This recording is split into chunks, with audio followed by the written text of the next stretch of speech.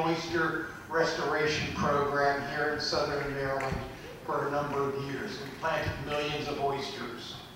In the course of my exposure to environmental matters, I came to learn that forests are far more effective in retaining rainwater runoff than lawns, and certainly more effective in retaining rainwater runoff than gravel surfaces or asphalt.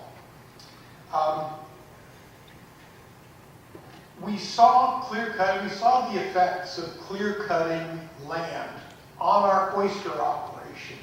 In one creek where people were raising oysters at their dock, a developer had cleared an adjoining piece of land. A heavy rain occurred afterwards, and what they had enjoyed previously as a dock became a deck because there was so much sediment that washed down a creek and into their property, surrounded it, and literally they were surrounded by land, and previously they had been surrounded by water. This was in St. Mary's County.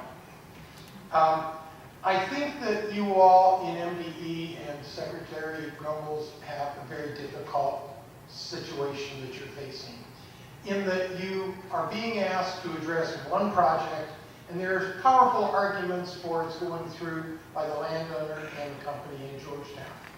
The problem is that there's a cumulative effect to these projects. And in this area where there is so much erodible soil, if you approve this one and then the next one that has erodible soil and the one after that and the one after that and the one after that, what you end up with is a cumulative impact on the environment that's difficult to reverse. Mark Imlay talked earlier about a certain type of mussel, I believe it was. We were concerned and still are concerned about oysters. What we are asking you to do is to focus on looking for an alternative, deny this particular project in this location, and find a place that will not be producing environmental damage that will reverse the extraordinary efforts that MDE and DNR are employing to try to protect the environment in Maryland. Thank you.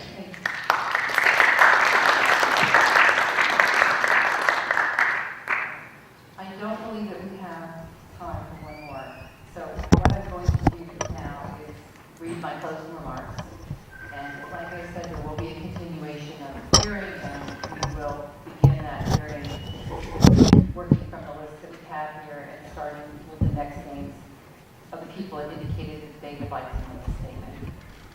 So the formal hearing record will remain open until April 17, 2019 at 5 p.m. MDE is holding the record open until April 17, 2019 because MDE understands that Georgetown University is undertaking an environmental assessment which will not be available for public review and comment until approximately March 20th, 2019. So the record will remain open until April 17, 2019 in order to provide an opportunity for this pending environmental assessment to be provided to MDE and for MDE to provide interested parties, including the applicant and project proponents, with an opportunity to review and provide MDE with additional comments. As I said, the department will conduct a continuation of this hearing prior to the closure of the hearing record on April 17, 2019, or the record closing date of April 17, 2019 will also allow the department to entertain requests for continuation of the hearing. But like I said, we will continue this hearing. Out front, I have some sheets explaining how you can submit written comments, and I'm assuming that they're still out there. If not, I believe that I still have a few more up here, so please see me before you leave, and I can give you those, and you can submit additional comments in writing if you choose to. We appreciate your interest in this project, and thank you for attending tonight. Good night. We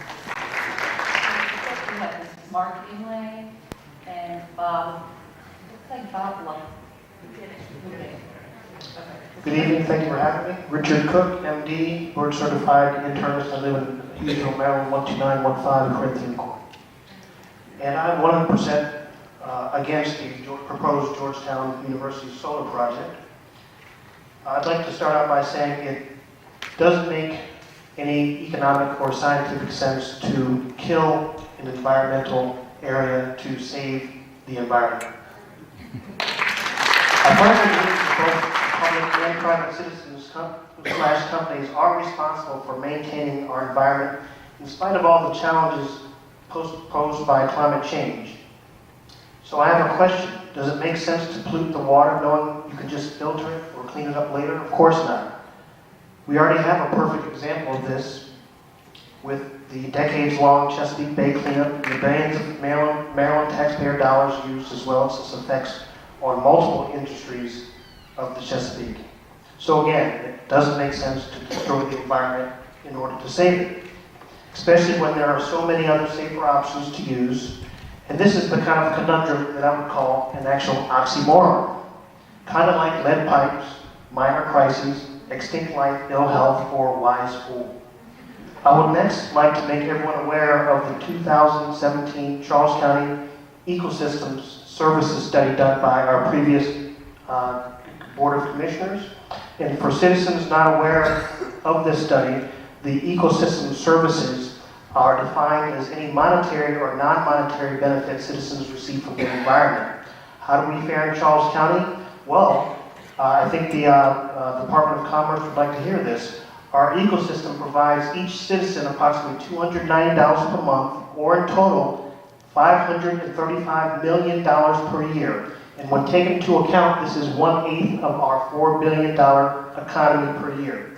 So when we take down 200 plus acres of forest, it's like telling one of Charles County's largest employers to shut down a portion of that business. That is not sound. And when these ecosystems are lost, they of course have to be replaced with expensive man-made alternatives, which are pricey and ultimately increase our taxes. These man-made alternatives are the building, maintaining, and or replacing of costly infrastructure through water purification and recharge, temperature regulation, flood control, watershed protection, erosion reduction, aesthetic value, reducing air pollution, sustaining wildlife habitat and biodiversity, and providing agriculture.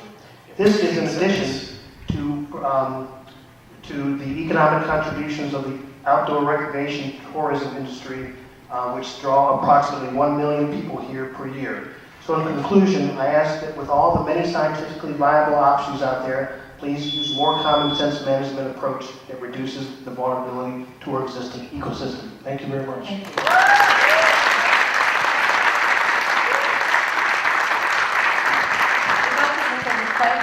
If you could hold your applause just so everyone can hear their name being called, I would appreciate it. Mark Imlay and Bob, I know I'm going to mispronounce this, I'm sorry. Buchanan? You got it. Really? And then Jeremy.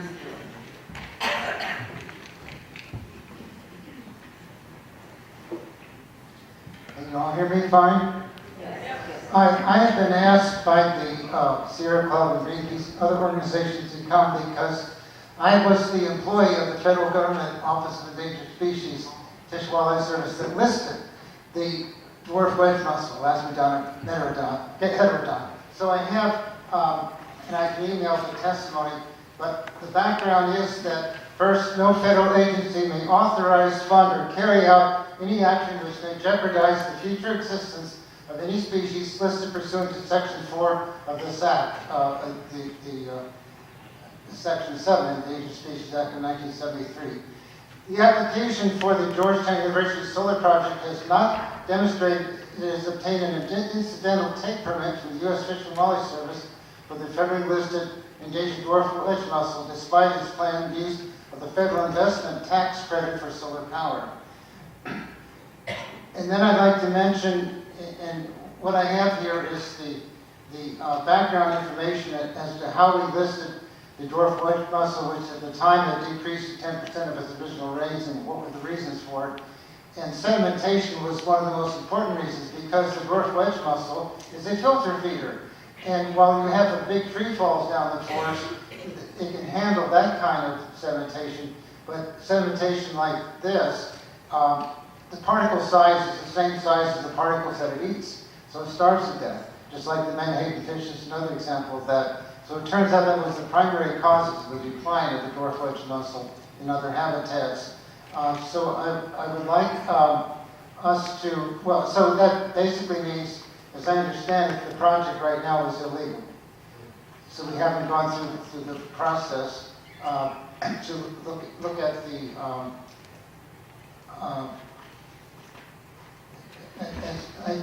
Chris Duffy, you mentioned there's about 200 dwarf mussels that have come back in that area. So we have good water quality habitat. We need to keep that going. It requires, a dwarf wedge mussel, by the way, is a very beautiful and unique species, which you have to find it. I've looked for it and found it in McIntosh Run. It has to be about 1 foot of height, about 5 feet with slope, moderate current. It can't be fast or slow water. 30 seconds.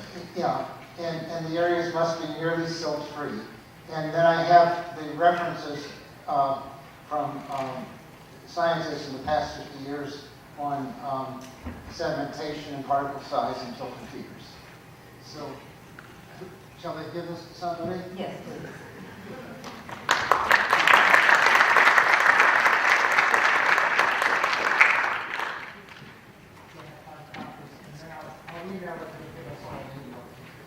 Thank you, sir.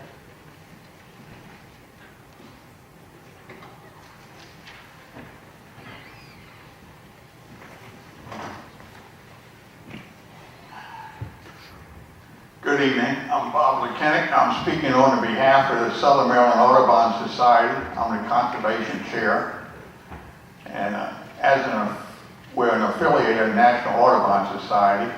And I've reviewed and support the info that will be stated by Dr. Kirsten of Audubon, Maryland, D.C.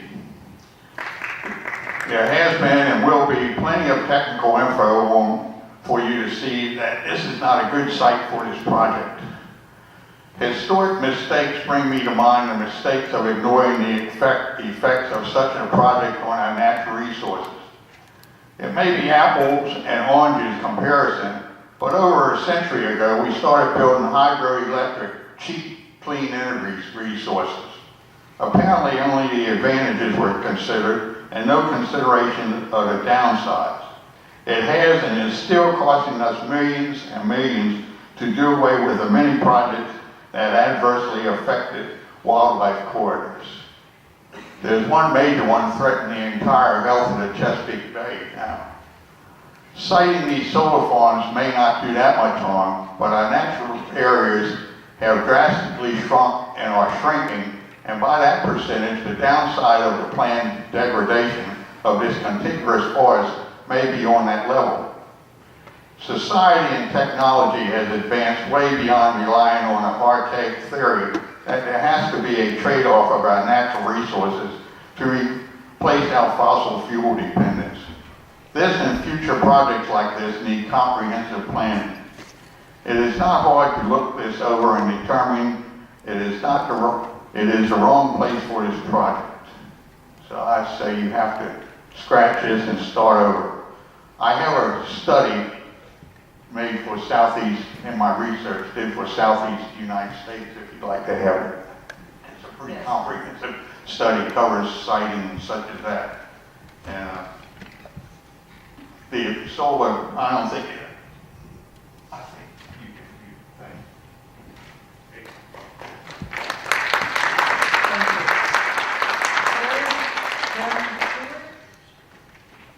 And then Carlson and Howard Dent.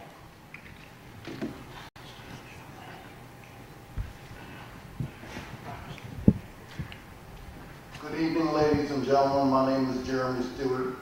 I am one of the heirs to this piece of property, and we've been paying taxes on this piece of property for approximately 101 years. I understand people's dismay when they say they're cutting down 240 acres of trees, but what they forget is this property is also surrounded by another 240 acres of trees. So it's inclined to protect itself. Regis is doing everything in their power to make sure that we do not have any problems with water runoff or destroying the streams. They have been studying this piece of property now for almost 2 years. and they have drilled holes in every place that you can imagine over there. They have driven stakes in the ground over there everywhere to find out whether these panels will rise or fall according to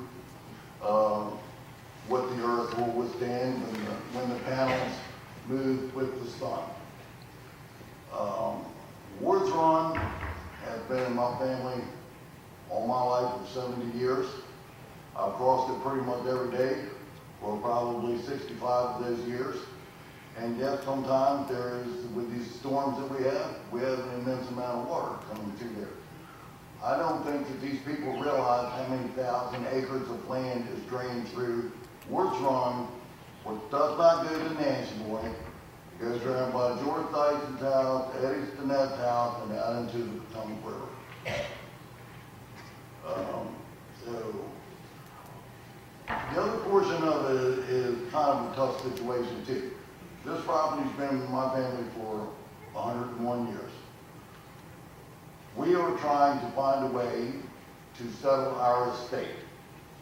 Regis has come in and they've showed us the studies. We've had numerous meetings with them. They've given us tremendous amount of information on the water runoff, the temporary bridge to avoid issues of traffic going in and out. This project, from my understanding, is not supposed to last over 8-10 months at the most. So, as any development that we all live in, we cut down some trees so we have a place to live. 26 Well, seconds. the next development comes home, they want to build $400,000 houses, or they want to build all these condos in Waldorf, which are fire traps. I think with Regis' procedures of the water runoff, the minimal amount of invasion in the creek that's down there where they're going to put the bridge, it's not much bigger than my house. So you drive across the bridge, you go on up there, and you put up the solar panels. Georgetown gets a better rate on their electricity. The students get a better deal on their education. People from Charleston that are going to build this are going to be gainfully employed for a period of time. I understand. Sorry, sir, we're gonna have to Will not keep have moving. forever maintenance on a daily basis. We're not going to incorporate a lot of people. We all understand that. Sorry, sir, we're gonna have to keep moving. Okay. Thank you very much. Thank you. Tara Carlson, Howard Dent, and then Kimberly Grant.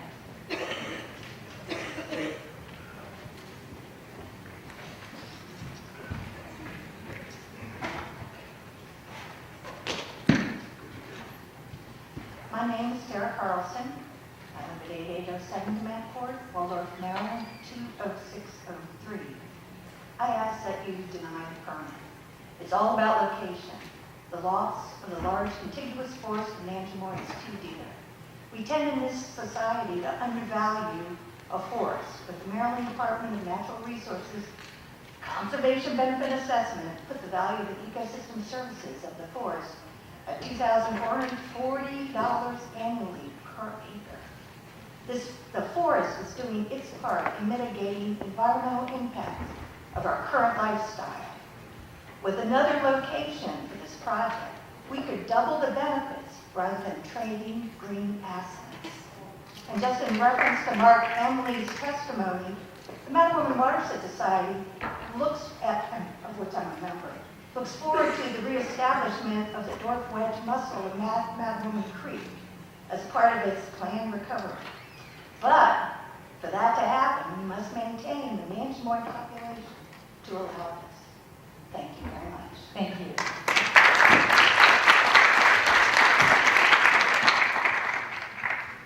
Howard Dent, and then Kimberly Grant. Good evening. My name is Howard Dent. My wife and I have owned a home on Bankside Road in Newburgh for almost 20 years. I thank you for the opportunity to testify this evening. Now, I applaud Georgetown University's commitment to using renewable energy. they've received rewards and grants for their renewable energy projects. Georgetown's website tells what the off-campus solar farm will do for the university.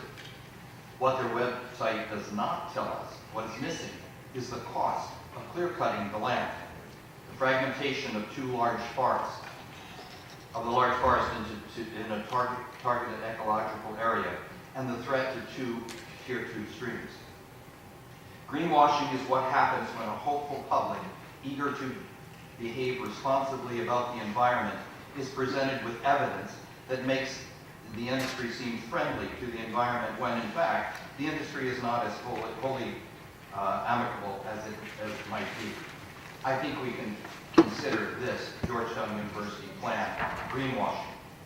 Now, is Georgetown University the recipient of greenwashing, or is it the perpetrator of greenwashing? It does not seem to matter to Georgetown University that the forest in Charles County will be cut down.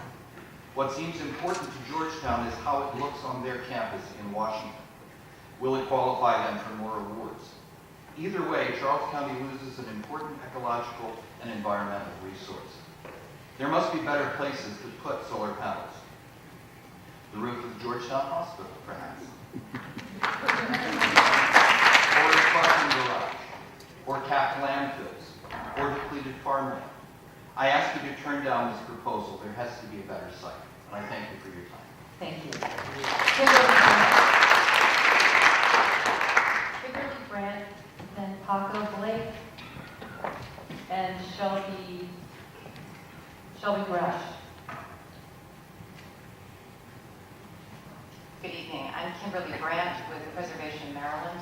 Tonight I'm speaking for the Smarter Growth Alliance for Charles County, which is a coalition of 22 state and local organizations working together to promote quality development in areas planned for growth and to protect Charles County's environmental assets to preserve and enhance the quality of life enjoyed by residents. We ask that you deny this permit.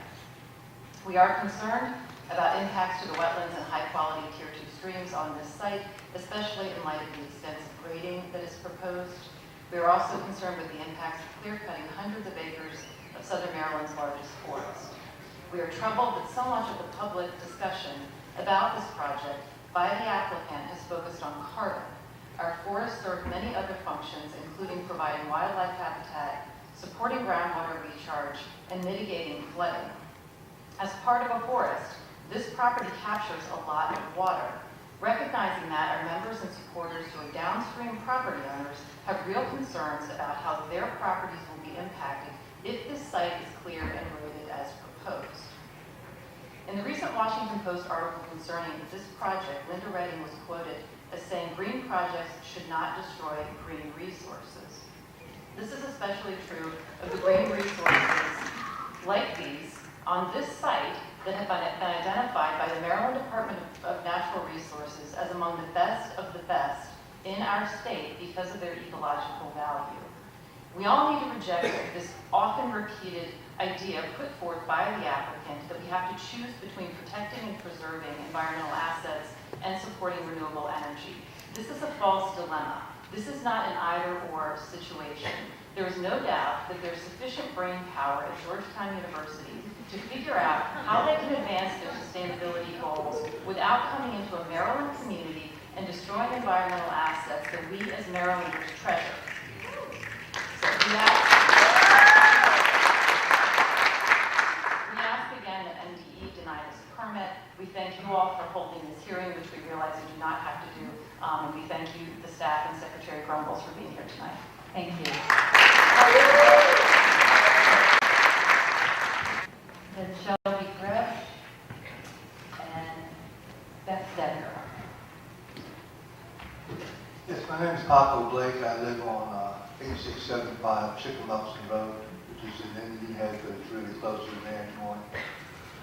I have had solar panels on my house since 2014. I'm also a tree farmer and have been doing that for quite some time.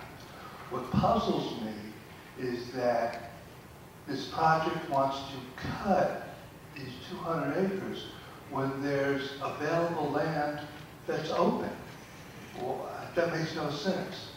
Right close to me, there's a 552-acre gravel pit that hasn't been mined in 20 years. It's just sitting there. What's wrong with that? It's already cleared. It's got industrial grade hookups. They're old, but they're still there, and it's right by high power tension lines. Has this site been looked at? It's there. And I know there's other sites, but it puzzles me why the stream crossing, all the other things would happen when there's other sites just sitting there waiting. So it makes no sense. So I would urge you all to look at the Maryland Rock facility. It's owned by a place in Alabama. They don't care. So I think you all will maybe look a little harder and see what's available instead of doing all the clear cutting and stream crossing and all this other stuff. Just look at what's available. That's it. Thank you.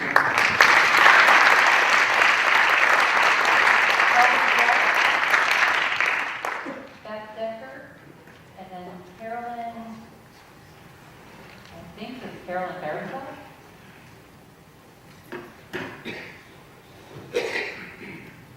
Good evening. I'm here on behalf of the Georgetown Green Club, that's the Georgetown Renewable Energy and Environmental Network. As student members of Green, this is a statement prepared by the club.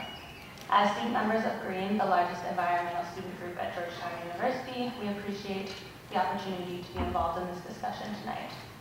As such, the potential construction of the La Plata Solar Farm and the wide-ranging impacts thereof is of utmost importance to us.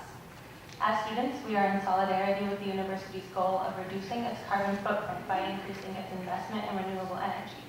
The future of our university's investment in renewable energy is dependent on the outcome of our first off-campus project. We recognize that the La Plata Solar Farm will create a large net carbon offset, approximately generating the carbon sink of a 30,000-acre forest through the deforestation of only 218 acres of forest.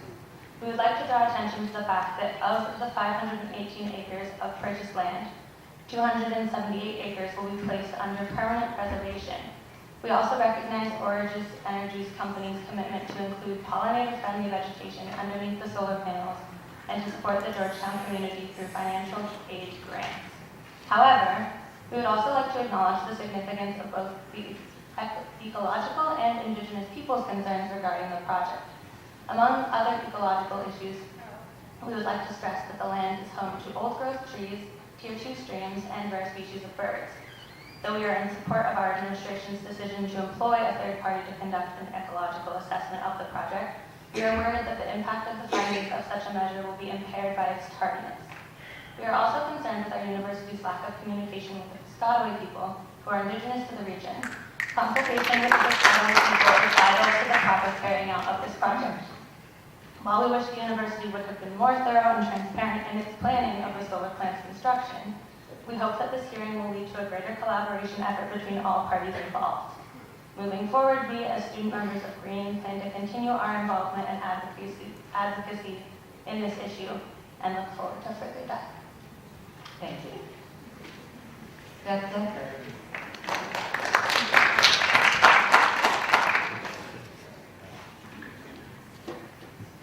Thank you. I am Beth Decker. I'm the chair of the Sustainability Working Group of the Maryland Bird Conservation Partnership. We are a 39-member organization that are part of a public-private partnership focused on conserving 143 species of greatest conservation need, as outlined in Maryland's Wildlife Action Plan. The fact that this proposal impacts forest interior species is something that is very concerning to us. I'd like to share that a significant impact is the change to hundreds of acres of surrounding land that will be altered through conversion from forest interior to forest edge. In the critical area, the forest edge within 300 feet of a forest edge is considered edge habitat. Interior habitat is commonly defined as the forest area found greater than 300 feet from the forest edge. This habitat functions as the highest quality breeding habitat for the interior species. When a forest becomes fragmented, areas that once functioned as interior breeding habitat are converted to edge habitat. The forest edge is exposed to more light and wind than the interior of the forest, resulting in a change in moisture and vegetative composition. Small and fragmented forests tend to be drier and have less leaf litter. Leaf litter is an important component for maintaining arthropods, for hungry birds. Neotropical migrants in general feed almost exclusively on insects while on their Maryland breeding grounds. In addition, increased densities of deer in many of our forests result in loss of plant diversity and structural diversity from overgrazing on the forest floor and in the mid-story. Invasive plants such as Japanese honeysuckle, English ivy encroach into smaller forest fragments, limiting the growth of native plants, stifling natural succession, and limiting the vegetative and structural diversity. So we want to offer this testimony in direct repudiation of the previous testimony that says that they have, quote, completely eliminated threats on wetlands and that the impact is far less than an acre, to quote the previous applicant. I'd also like to point out that somebody who prior testified from the Maryland Tree Farm suggested that timbering is allowable. So I'm a project learning tree coordinator from Maryland, and I'm currently leading a team that is drafting a forest literacy plan, and this is the prime reason why. I would just offer that sustainable forestry is the additional use of that land without taking it out of production, and is not about number of trees. It's more about how the ecosystem functions. So we would request that you deny the applicant. Thank you.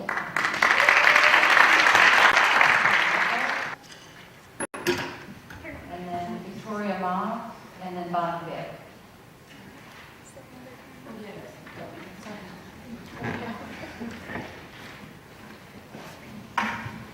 Hello, I'm Carolyn Parsa, and I'm from Safe Skies, Maryland, which is a bird conservation organization. And we have a number of concerns about this project. The first concern about the project is location. Renewable energy should not come at the cost of forest destruction.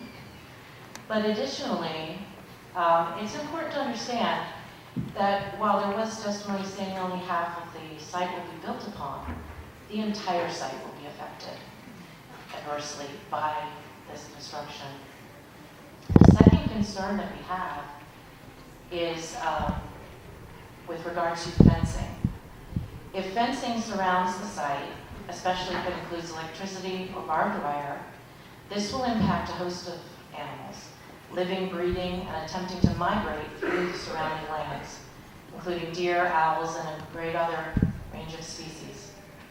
It's not uncommon for deer to impale themselves on fencing, and for many birds to become trapped and risk death, including many species of owls.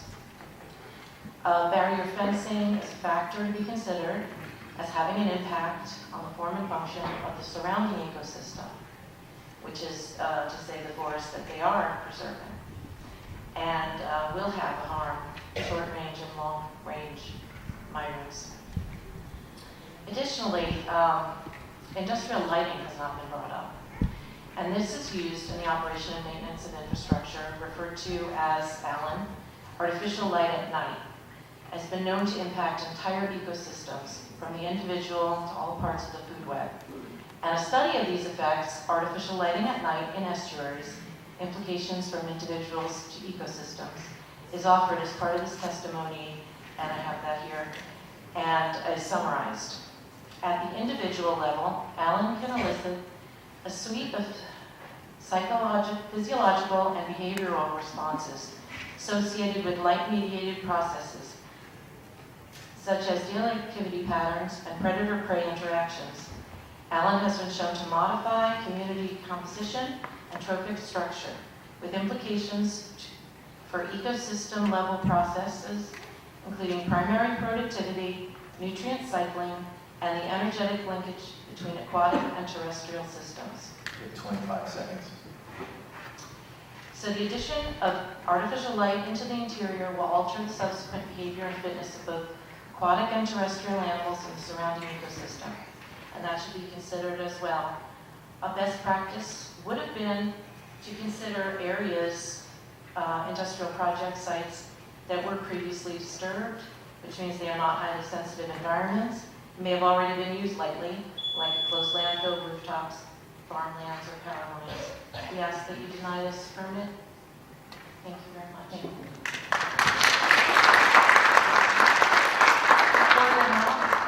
Bonnie Dick, and then Nancy. Sure. Hi, my name is Victoria Ma. I am a Master of Public Policy student at Georgetown University. I ask that you oppose the applicant, please. And I 100% oppose. Please also hold all noise so I can get my feelings out, please. Thank you. So Georgetown University prides itself on its sustainability initiatives, recently publicizing its Laudato Si Fund, named after Pope Francis's second encyclical on caring for our common home. It laments the environmental degradation, irresponsible development, and global warming across the world. However, Georgetown University shouldn't find itself to the obvious issues at hand that point to such irresponsible development involving environmental degradation and the effects of global warming. I ask that Maryland holds fast to its pristine natural resources, citing the Tier 2 water streams in the area, the watershed, sorry. We take for granted our access. In 5th grade, which was 2005, I learned about the Aral Sea, which was the 4th largest lake in the world. It began to shrink in the 60s, between Kazakhstan and Uzbekistan. However, in 2014, it dried up completely. Why and how? It's because in the 60s, the Soviet Union diverted water from rivers that used to feed the sea for irrigating a literal desert. And that caused irreparable ecological devastation, caused the loss of fishing livelihoods for everybody living there, and caused numerous respiratory diseases for the humans living near there. Because the environment was the one regulating the conditions that allowed people to live there safely, and the life and all the environment life forms that were living there. So I ask, will Georgetown, Origis, and the heirs of the land sold to Origis leave a legacy of forest fragmentation? Forest fragmentation is a well-documented phenomenon with decades upon decades of research showing that there is irreparable ecological damage caused when you separate portions of forest.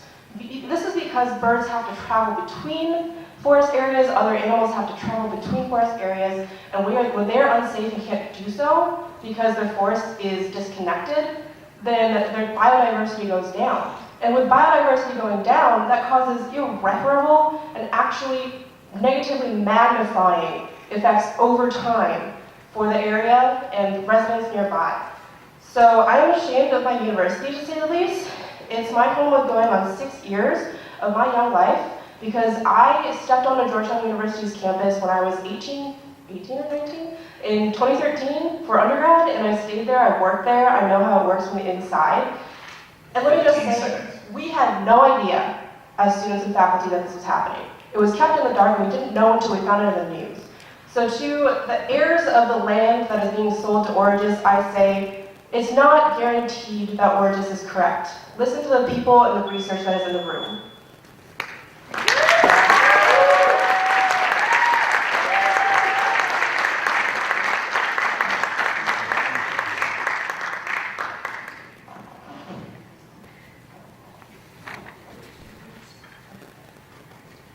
David.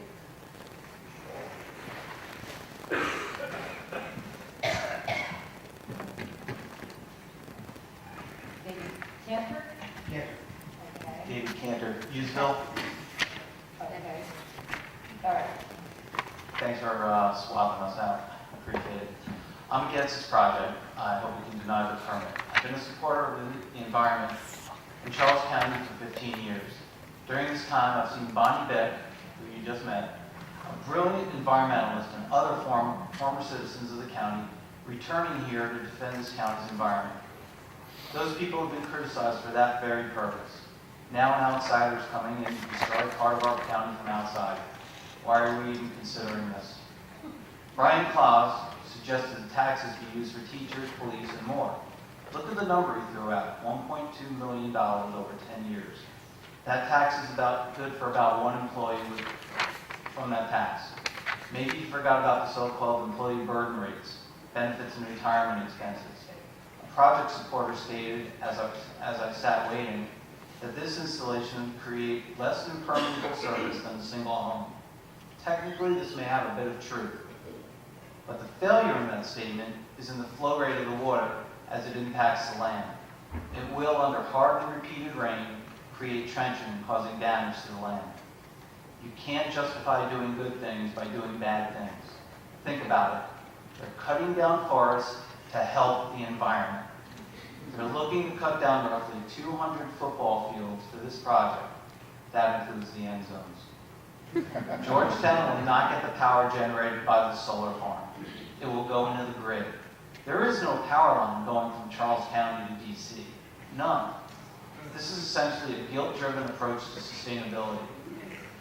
Anyone from the county in favor of the storm, this project, has money in the game. They're either selling or leasing land or have connections to the project. The developer, Origis, or however it's pronounced, is in Florida. They're not going to do, so it's not like they're doing much to employ anyone locally.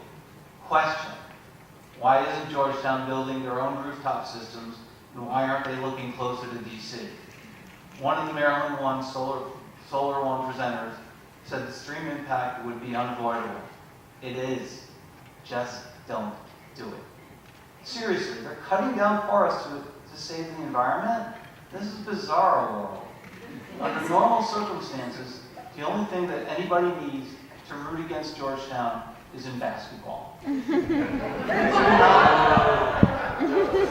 Sorry, Syracuse here. 23 seconds.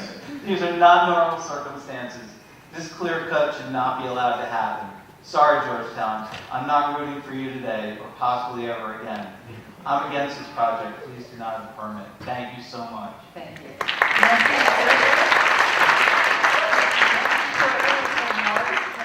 Eric Fisher and John Ford. Hi, good evening. My name is Nancy Shortler. I live at 14725 Bank City Road in Newburgh, Maryland. Thank you for having this hearing tonight.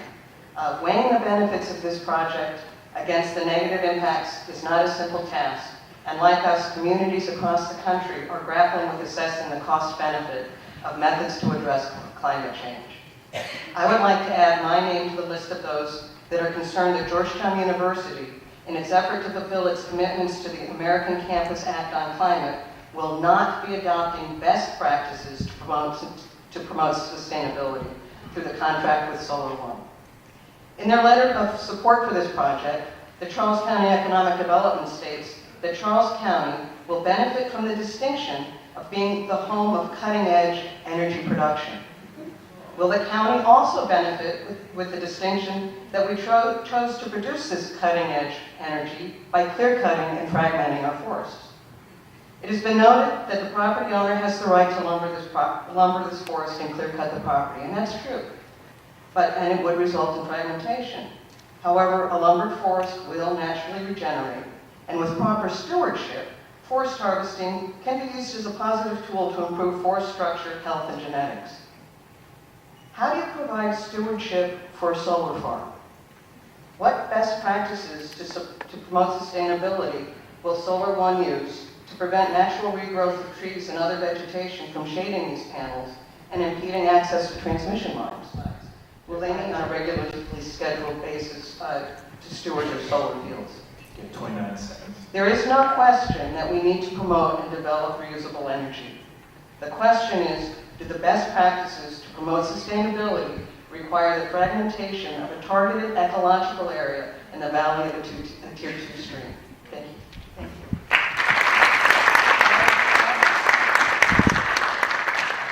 Lori Snow, Eric Fisher, John Ford, and then Ben Hess.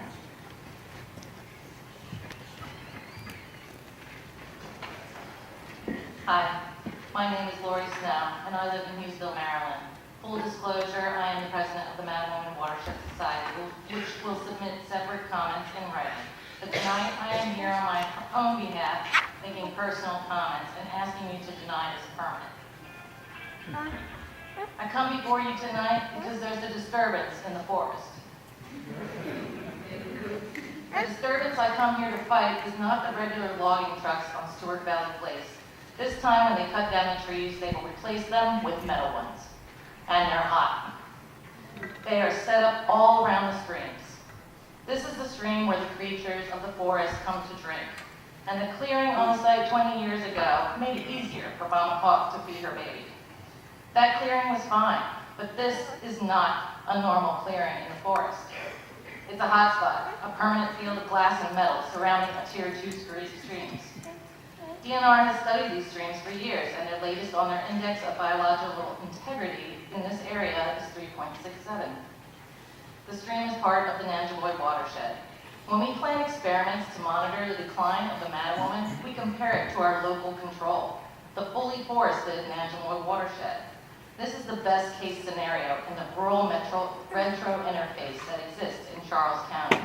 I am so grateful for the peace and clean water this county offers. Wells supply most of our drinking water, and the aquifers rely on recharge. With double the rainfall this year, you might think recharge isn't an issue, but with more and more impervious surface in these watersheds, I can tell you that extra rain isn't sinking into the ground. It's rushing down culverts and gutters, mixing with sewage in the sewers and causing massive overflows into our beloved creeks. While in the Nanjemoy watershed, that isn't a problem yet. It's the largest forest left in southern Maryland.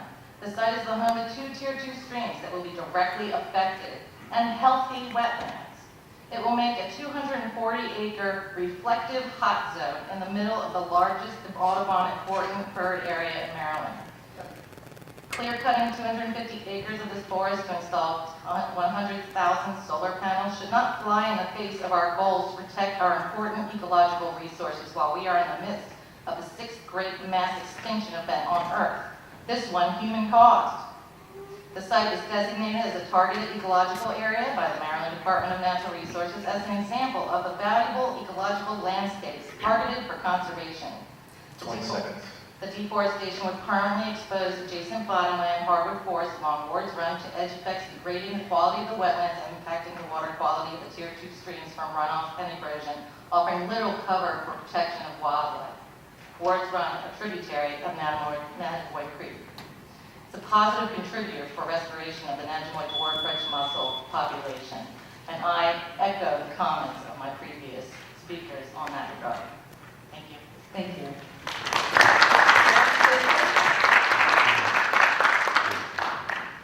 Eric Fisher, John Ford, Ben Hess, and then Linda Reddick. Mr. Fisher? Thank you. Good evening, Ms. Sigalo and members of the department. Mr. Secretary, I'm Eric Fisher with the Chesapeake Bay Foundation. I'm their Assistant Director for our Maryland operations and also a Certified Land Use Planner. Thank you for the opportunity to comment on this permit application. We are here tonight on behalf of our 1,600 members in Charles County and those of us who live downstream. Georgetown University's goal, clean energy, is noble. Climate change is a pressing challenge and action is not always easy. But we believe that some choices are clear. More than 700 CBF members have contacted your office on this project because they understand that clear-cutting hundreds of acres of high-value forest does not move us forward, it sets us back. This forest is located in a rural conservation zone. It is located in a priority preservation area. It is located in a targeted ecological area. It is located in a Tier 2 high-quality watershed. It is the filter for Ward's Run and its wetlands. A significant portion of the total listed segment abuts this site. Edge of field impacts will be in-stream impacts for this project. Mixed open land, which is what will be left behind, loads phosphorus at a rate 5 times higher than forest. It loads twice higher than harvested forest. It loads 40 times higher than forest during construction. This is your model. This includes the use of erosion and sediment controls. There can be no mistake that a solar field is a high-impact use on a site that was once a forest. The forests and wetlands on this site are ecologically linked. We appreciate that you will be considering deforestation in your review. We also believe that you have a responsibility under the Clean Water Act to ensure these waters are not degraded. We believe that responsibility persists, complementary to but not replaced by your non-tidal wetlands regulations. The amount of clearing on this site risks degradation on its face, and MDE must weigh the value of ecosystem services, including natural stormwater management that currently exists, against the proposal for this project. CBF has not seen compelling evidence that these impacts have been measured, let alone accounted for. We will offer your office written comments with further details on these points, but the bottom line is that we can and must do better than a choice between clean energy and clean water. We ask the applicant and we ask Georgetown University to find a new site, and we respectfully request that MDE deny this permit. Thank you for your time.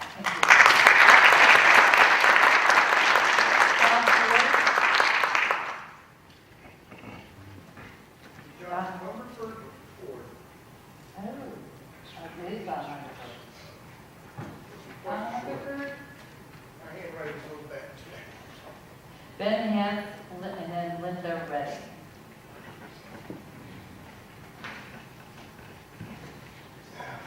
Thank you for the opportunity to address this board.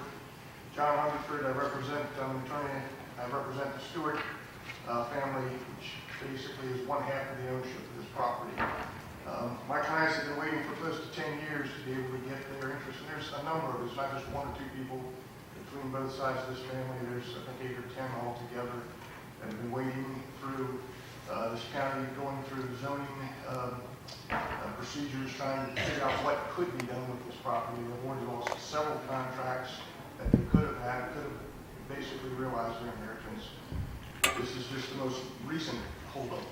My understanding of what we're here today is for you folks to consider the propriety of granting wetlands permit under established procedures, not to go through all these policy issues about whether there should be economic development, whether we should be cutting down trees or anything else.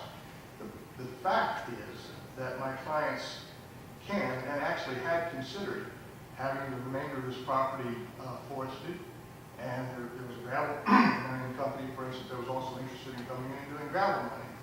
Those types of uses, which they're absolutely committed to do, would have caused serious impact to the surrounding area. If they can't go forward with this, they really have very few opportunities other than those two and/or development. You put the number of houses that they would be permitted to do to put a development in this, you've got even more impervious surfaces. I think something like 10 or 20 times more than what this will generate. I have been to the previous hearings before the Planning Commission and the other commissions that listened to the scientific evidence, the engineering studies, everything that's been presented. And at every one of those, it was presented that this is going to be very minimal impact to the area. And as has been noted already, I think something close to 2/3 of the property, 270 acres, is going to be permanently preserved. To address one lady's concern up here about old growth trees being destroyed, this property was essentially farmland throughout the vast majority of its history. It has been timbered in the past. The majority of the timber that's on that property is actually not old growth timber, but relatively new timber. We actually, several years ago, hired a forester, a licensed forester, to come evaluate what could be done, and he actually recommended not foresting it because most of the trees that were there really hadn't been matured. So we're 20 seconds. We're basically in a situation where my clients have economic opportunities that they could pursue. This is a win-win. The vast majority of this property is going to be preserved. And as I say, they've been waiting a great deal of time to be able to do something with their property. We shouldn't be here debating policy issues. This is an allowable use of land, and they should be allowed to pursue it. Thank you. Thank you. Ben Hance, Linda Redding, and then Richard Carl.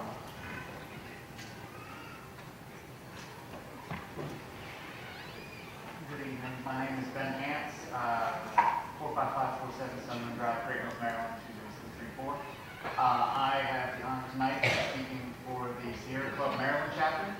Sierra Club is a national grassroots environmental organization with 60,000. Linda Redding. And then Richard Carl.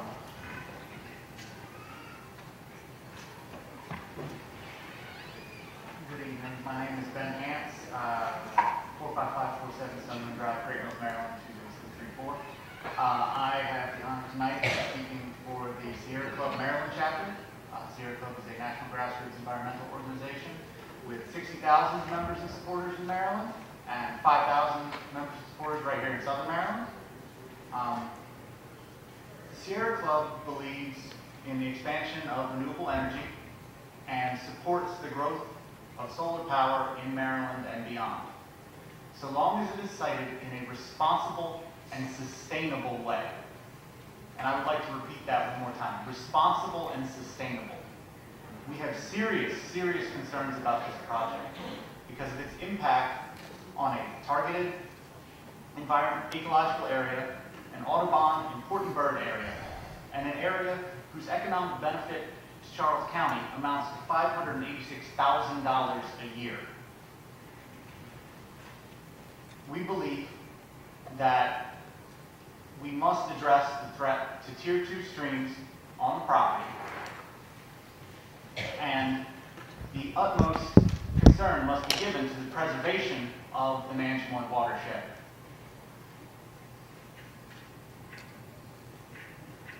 What's more, it is concerning that the supporters are threatening, if you don't let us cut down the forest to do one thing, we'll just cut it down and do even worse. And I want you to think about that.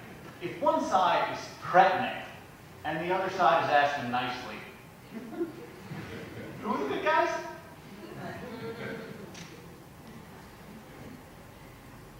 But more to the point,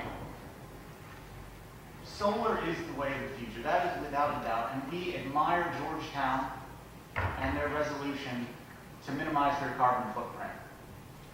But I feel with the lack of visibility that the faculty and students were given, that this does not actually represent the spirit of that commitment that Georgetown has made.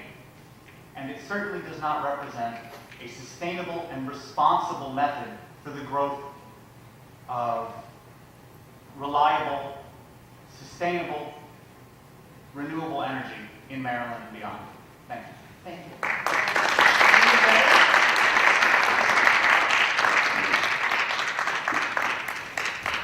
Linda Redding, then Richard Carroll, then Deanna Wheeler, and Kyle Palmer.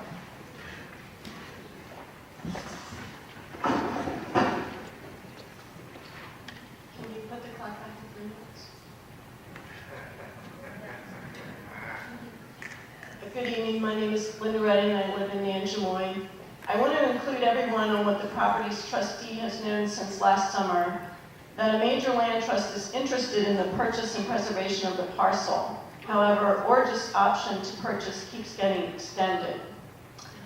Looking at the photo showing the configuration of the solar array, that says it all.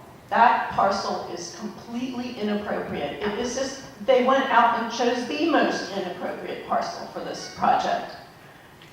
Half of the parcel is 15 to 40% slopes. And, well, but it's okay, because we got butterflies. We're gonna get butterflies. And not only that, we got some unicorns pooping rainbows. Because Orge says it's going to actually improve the parcel. And the impacts are going to stay on site in defiance of physics. And most magically of all, the solar installation is going to function hydrologically as a forest. I mean, it just gets better all the time. And why? This is an exercise in extraction.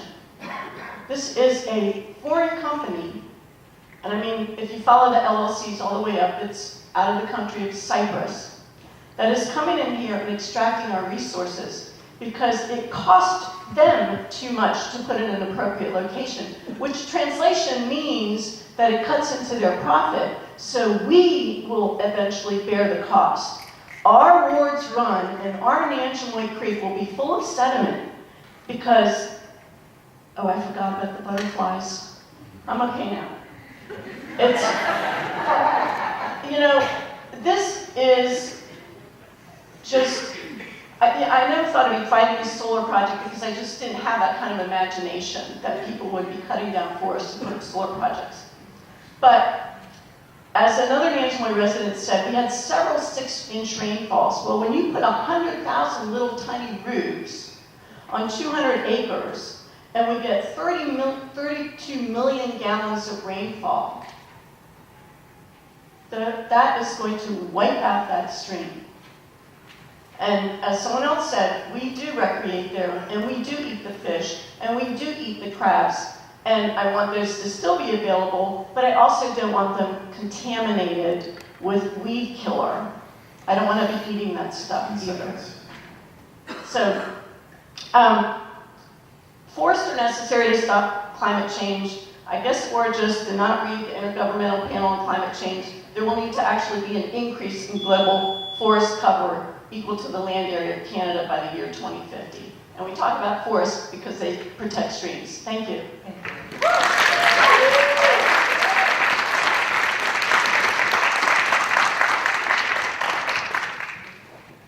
Hello, my name is Richard Carroll, and I came down from Baltimore. The other day I got an email from David Curzon of Maryland, DC Audubon, and after getting up to speed on this project, decided I wanted to make a brief comment. First of all, I've been preceded by many extremely well-informed, articulate, and eloquent people, and I'm going to keep this very short. There's an old saying that what happens in Vegas stays in Vegas. Well, what happens in Nanjemoy and Charles County doesn't stay in Charles County. The whole ecosystem is connected. What happens there will impact the bay. It will impact neotropical migrants that get thousands of miles. And the point that's been made repeatedly by people is that you can be an enthusiastic supporter of solar, which I am. I 100% source my electricity from solar energy, but there is a better way to site this project. I implore the MDE not to grant this permit, and I hope that the corporation pursuing this will find a suitable place because we need solar energy and we need forests. Thank you.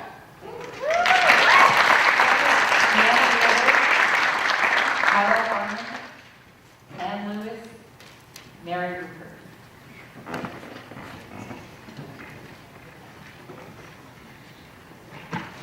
Hello, my name is Deanna Wheeler, 1393 Liverpool Point Road, Nanjemoy, Maryland. Thank you for having this hearing.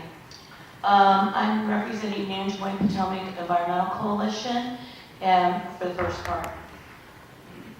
It seems like you've heard a lot. Tier 2 streams, continuous forests, RC zone, FIDs, important birds, areas, dwarf wedge mussels. All these were the same arguments that defeated another project in 2000 against Maryland Rock when they wanted to clear cut land in Nanjemoy. We have the evidence, with the science is already there. We have the research that shows that these are very important and will degrade the watershed. Now, as a citizen, I'd like to talk a little bit about being a science teacher. I am an elementary science teacher, teach 350 students. Interestingly enough, in the past 2 days, we have covered all these subjects. Today, over 110 students built solar ovens because they realize that renewable energy is important, and that's one way we can do it. Another 125 students today realize the importance of recharge areas. If you cut down trees, it's very hard to recharge the aquifers that we need for our own water. Yesterday, another 120 students modeled what happens when you clear cut land.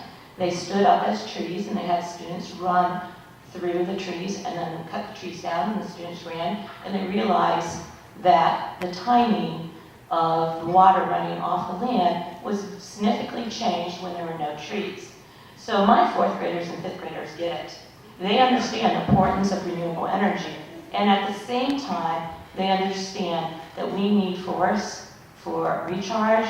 We need to keep trees to decrease the runoff so that the streams are have less erosion. And so anyways, great idea, Georgetown, wrong location. Thank you.